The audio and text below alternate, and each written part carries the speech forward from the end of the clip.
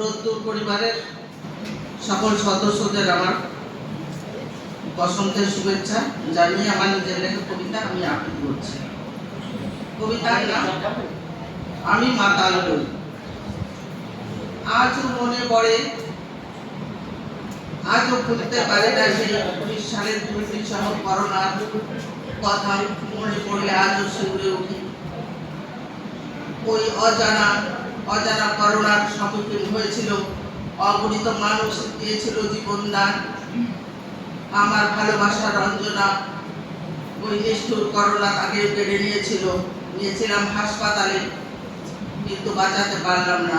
ওষুধ, saline, oxygen,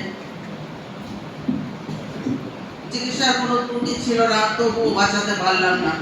হাসপাতালের বিছানায় শেষ নিঃশ্বাস ত্যাগ করেছিল। জীবনের সমস্ত আশা আকাঙ্ক্ষা শ্মশানের চিতায় সঁপে দিয়ে বুক ভরা কান্না নিয়ে ঘরে ফিরে এলাম। ঘরের আনাচে কানাচে আজও আমার ভালোবাসা রঞ্জনার স্মৃতি থরে থরে পড়ে আছে। আমার ভালোবাসা রঞ্জনার হাসির ঝলকানি আজও আমার দুটি চোখে ভেসে ওঠে।